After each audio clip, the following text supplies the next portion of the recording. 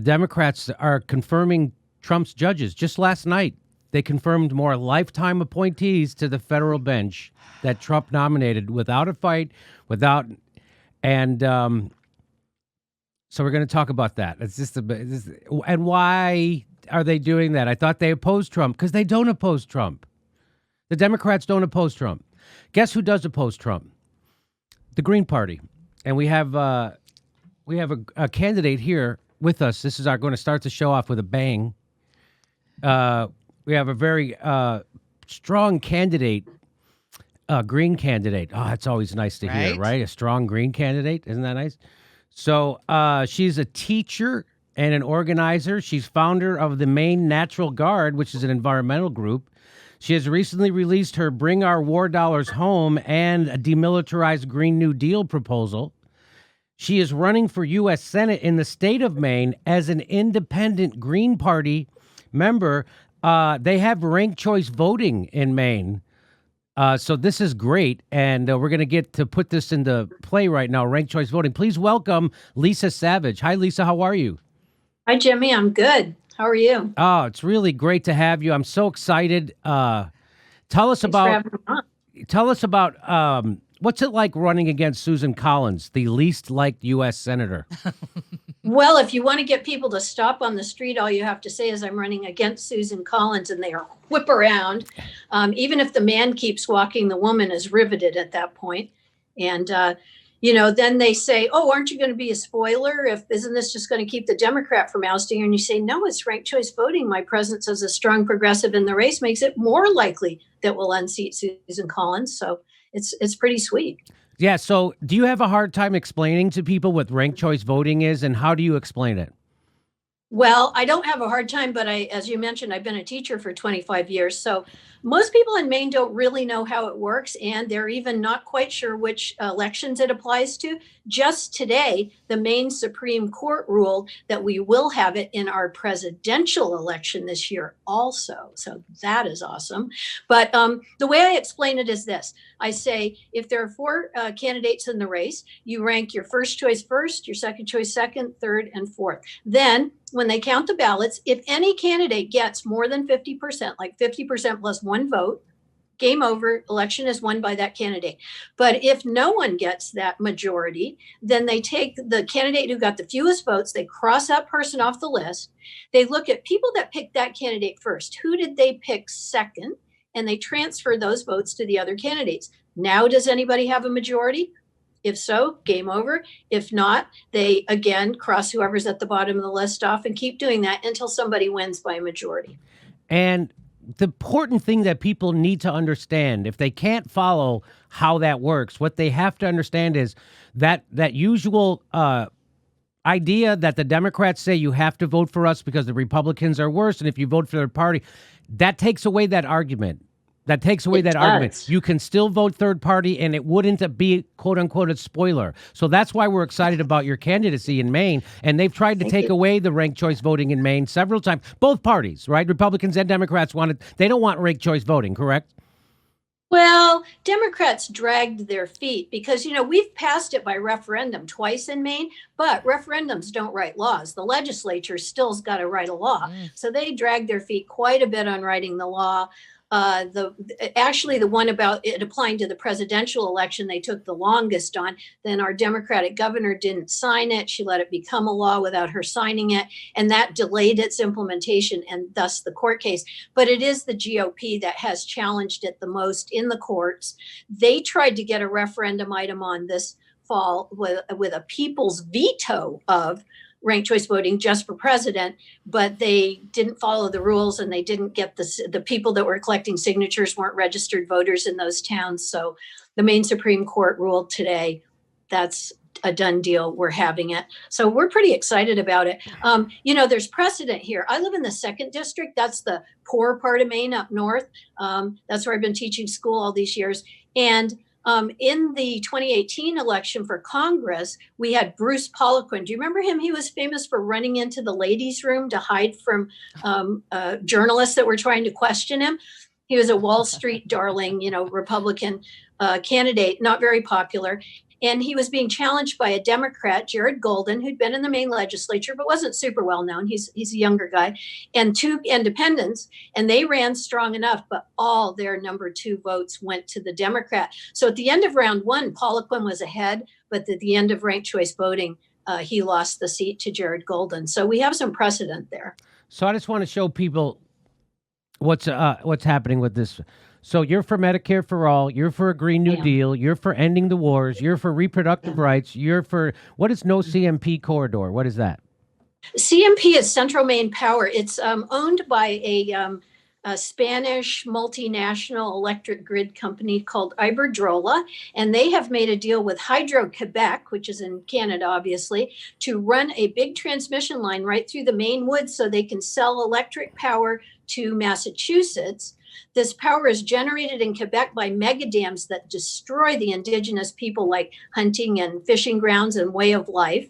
And it has a terrible greenhouse gas emissions footprint. I've heard a talk by this MIT professor who said it's worse than coal or gas-fired electric plants, because when you drown the vegetation in an area the size of Vermont, the methane that's produced, which is a much more destructive greenhouse gas than even carbon, is horrendous. So the people of Maine hate the CMP corridor. We don't want to cut 57 miles of the Maine woods. This is vacation land. People come here on vacation to, fish. So the CMP corridor is only really supported by people who are looking to make money off it, and the people of Maine don't want it at all. And so you're against that. You're also for tuition-free public universities, and you're for demilitarizing the police. Now, Sarah Gideon is a Democrat. She's not for any of that stuff except reproductive rights, because that's an easy one for a person who's supposed to be left. And we don't know how she is on the CMP corridor, but everything else, she's not for any of that. Wow. And she's supposed to be the alternative to Susan Collins, and all she's giving you is abortion. That's it. That's all. That's it. And so... Go ahead. What, you want to say something? Do you find it incredible that I am the only person in this race who is in favor of universal health care in the middle of a pandemic? Yes. The only one. But what I like is that all the Hollywood liberals are coming out to support you, right? Because no, they're not, right? Nobody is. And so you're against fracking, right? You're a Green Party. You're against fracking. So are the people who are against fracking, the activists who are against fracking, are they supporting you? Are they supporting? Yeah, we've gotten a lot of support, Jimmy. Here in Maine, we have strong support from my base would be the peace and social justice activists, but so many young people that are struggling under student debt, looking at climate emergency. The West Coast is on fire. There's a pandemic. They can't even go on a date. Lots and lots of the younger people, they were really disappointed when Bernie didn't get the nomination. And, we're getting a lot of support from young progressives. So that's been great. And I really have to say, Green Party nationwide has really opened their checkbooks and been very encouraging and very supportive, because they want to see, for one thing, they would love to see the first Green enter the U.S. Senate, but they would also like to see ranked choice voting prove what it can do. That's exactly right. Hopefully this will set the example for the rest of the states, and then the rest of the states can have to fight their corporate masters to get ranked choice voting. It's going to be a tough fight to get that. I mean, it was a tough fight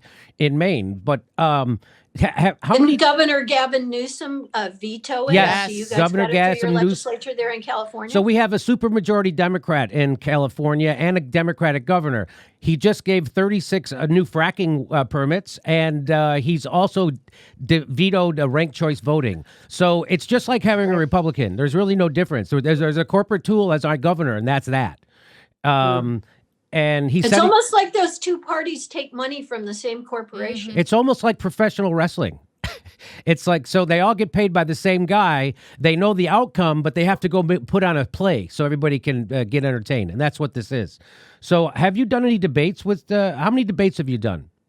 We've done one. There are 3 more that we're invited to, possibly a 4th. We do have a championship wrestling candidate in the race also. Max Lynn is an independent that's running as a challenger to Susan Collins. He's a big Trump supporter.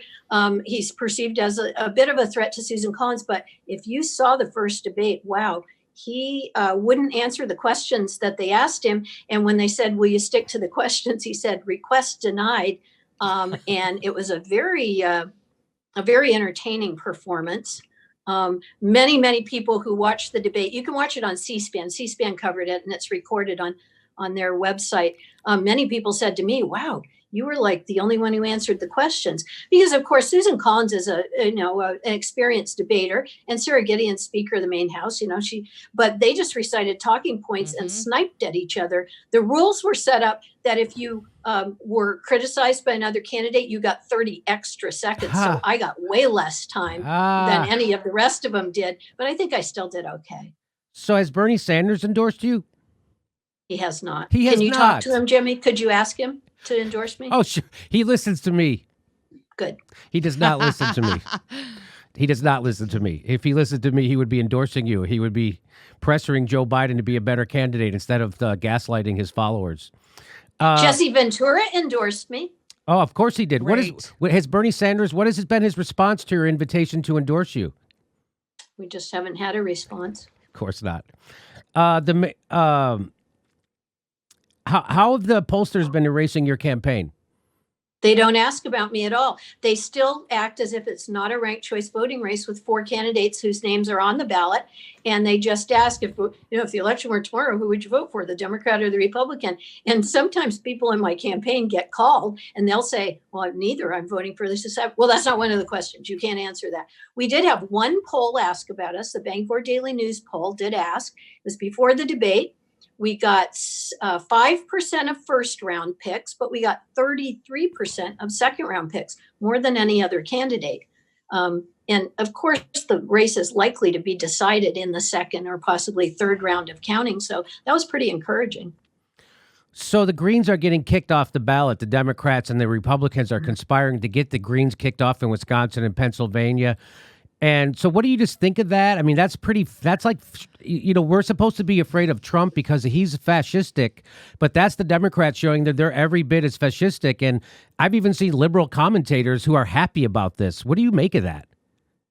Well, information control and control of the narrative is the game that's underlying this whole corptocracy that we live under. On the one hand, Democrats will ridicule Green Party candidates and say, oh, they're, you can't take them seriously. But on the other hand, they'll fight like hell to keep them off the ballot. Right. So that kind of tells me that they are a bit of a threat. I think they don't want people to hear someone articulate a Green New Deal or Medicare for all. Like that's a threat to their, grip on power. So they want to make sure that nobody hears that. You support a demilitarized Green New Deal. How's that different from what the Democrats are proposing? Well, it's way different. For one thing, demilitarized Green New Deal refers to the fact that for years before running for office here, I've been working in Maine with a coalition trying to get conversion of our military complex from building warships for the Navy to building something that would, address or mitigate climate crisis. And that would be a double win for climate, because if you stop building weapon systems, which are horribly polluting, that's one win for climate. Then you build something you need, like a light rail system to get us out of our cars, or, clean energy systems. That's a second win for climate. But the biggest win is in terms of jobs, because building weapon systems isn't actually a very good jobs program in terms of how many jobs it generates. Economist research out of UMass Amherst has shown time and again, if you build a model and you see how many jobs does it generate when you put $1 billion into this sector of the economy, building clean energy systems would generate 50% additional jobs rather than doing military contracting. So, it's a win all around. And I say demilitarized because most people in the U.S. have no idea how much money we spend on the military and how much the Pentagon is driving climate crisis. They just have no idea. So I try to, get that fact in there when I can. Lisa, you say that the number one issue facing the people of Maine is health care. Isn't it Russia? No, it's not Russia. We can't see it from here, and it's not Russia.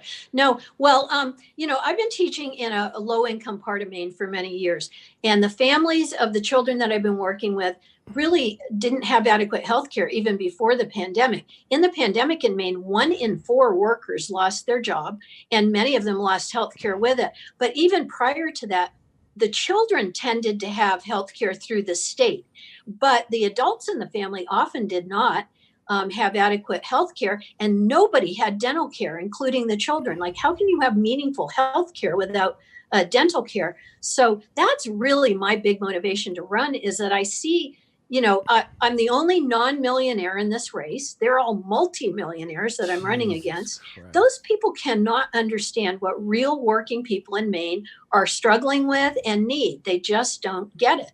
So, Medicare for All is the program that I'm supporting, because I think we're in a healthcare emergency, and I believe Medicare for All would be the fastest way to get to universal health care, because every doctor in the country already has a Medicare number, and most of us that would receive it have Social Security numbers already. So it's really an insurance scheme, but the federal government becomes the single payer and can negotiate with big pharma to keep drug prices down. And it's just it's a good fast step to get to where all the wealthy countries, even a lot of not wealthy countries, already have universal health care. Many of them got it after World War II, and we're still waiting. Something's wrong with this picture. In 2009, legislation was passed in Maine protecting animals from some of the worst abuses, including making gestation crates illegal. But other animals, including chickens, dairy cows, they're confined on factory farms in Maine. Do you have any policy positions on animal agriculture and other industries? I do not have any policies on that yet. Regenerative agriculture is part of the Green Party's Green New Deal that I subscribe to. And that means farming practices that make things, better rather than destroying them and creating this kind of toxic legacy. So I would imagine that could probably fall under that, but it is not something I've studied now. Tell me here's a question. So do you have any, student debt is really overwhelming people. So do you have a plan for it? Yeah, Maine in particular has a very high student debt load per capita. And most people that earn a degree in Maine leave Maine because the jobs aren't here to pay back that kind of debt. I think that the law that was written that you take on thousands of dollars of student debt to get an education, and then even if you declare bankruptcy, you can't get out from under this agreement that you made probably in your teens. Who wrote those laws? I'm figuring the banksters wrote those laws. Joe Biden. Yeah, exactly. And I know that the banks can afford. I think to stimulate the economy and start over, I believe we should forgive all the outstanding student debt. The banks can well afford it. They might not get a new yacht this year. They'll have to live with that. And then I think that public higher education should be tuition free. Again, wealthy countries do this not because they want to do a favor to, Jane Doe that wants to go to school, because they know we need teachers, we need engineers, we need doctors. Let's subsidize the education of the young people that are willing to get that kind of training. And, that will be useful for society. If someone wants to go to Harvard, they can figure out how to pay for it. But we have students here in Maine coming out of our community college system with an associate's degree with thousands of dollars in debt. And the University of Maine, same thing. They'll have 5 or even 6 figures worth of debt when they come out of the University of Maine with their degree. That's ridiculous. One more. Let me ask you what, Rachel Carson loved Maine, and she wrote Silent Spring there. And she said, man is a part of nature, and his war against nature is inevitably a war against himself. Isn't capitalism with its profit motive inherently at war with nature? It is. And the destruction of our life support system here on the planet that capitalism has engendered and accelerated it's life-threatening at this point. Forget humans, many forms of life may fall along with us. So I was a history major, and I tend to, when young people are saying everything is capitalism's fault, I tend to go, well, I'm pretty sure elites have been trying to hog all the resources since long before capitalism was invented. So the root problem is allowing elites to hog the resources. But capitalism certainly has been extremely destructive to the environment, and the commodification of things like healthcare and clean water has been super destructive to just a human way of life, I think. First choice, Lisa Savage. I don't really care about the rest, but first choice, Lisa Savage. Okay, and then you can do that, and then you can do that if you want. But these are corporate-owned enemies of the people, and if don't vote for them. But you should vote for Lisa Savage. She's It would be great to have real progressive in the Senate. Thank you, Jimmy. That would be. You know, I was Go ahead. a union negotiator for several years for the teachers union, and I think that I have the skills. I don't have any experience taking money from corporate lobbyists and writing legislation to further enrich already wealthy people. I have no experience doing that. But I do have experience representing a large constituency, knowing what they care about, what they prioritize, and going to the table and trying to get them the best deal I can get them. So, you know, those are the skills I would bring to the US Senate. Okay. Now your hair looks very nice. Are you getting haircuts? I did get a haircut. Don't hate me. Yeah. Also, I have gray hair, but I'm Irish, so that just means I'm over 30. So. Yeah, I'm also Irish over here. Yes, but you Just go with the gray, Jimmy. You look great. Yeah, your gray looks fantastic on you too. All right, Lisa Savage. Everybody go vote in Maine. Everybody go vote for Lisa Savage. Ranked choice voting. No spoiler involved. She's a real progressive. She kind of care about people. Thank you, Lisa. We'll see you next time. Thank you, Jimmy. Good luck in your Appreciate race. it. Okay, be well. Hey, everybody, this is the part where I tell you where all our live shows are, but there aren't any. And then this is why I tell you to join our premium program and get extra content, but nobody's got a fucking job. So just enjoy the video.